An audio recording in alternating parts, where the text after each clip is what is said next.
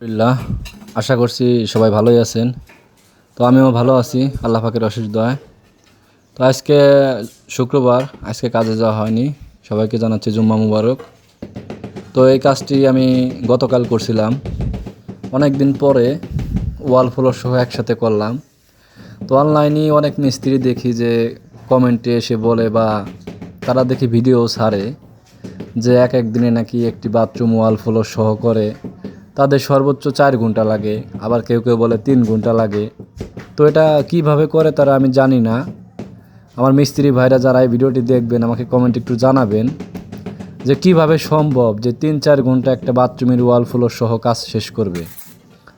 আমি আজকে এই বাথরুমের কাজটি করতেছি, তো আমার সময় লাগছে। আমি সকাল 11:45 বাজে তখন ওয়ালের কাজ ধরছি।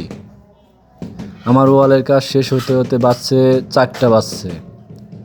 তো 4টার পরে আমি বাথরুমের ফ্লোরটি ধরছি, ধরার পরে আর কি 5টা 15 বাজে আমার বাথরুমের ফ্লোরটা শেষ হয়েছে। তো যে দেখতে পাচ্ছেন আপনারা, আমার ক্যামেরাম্যানকে আমি বলছি যে বাইরের দৃশ্যটা একটু দেখাও যে কয়টা বাজে, যাতে বোঝা যায়।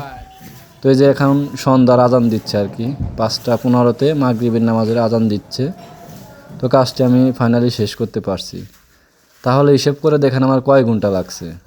আর এটার ওয়াল হচ্ছে 140 স্কোয়ার ফিট, আর ফ্লোর হচ্ছিল 35 স্কোয়ার ফিট। তো কমেন্টে বলবেন আপনারা যে যারা বলে যে 3-4 ঘন্টায় ওয়াল ফ্লোর সহ করে, এটা কিভাবে সম্ভব।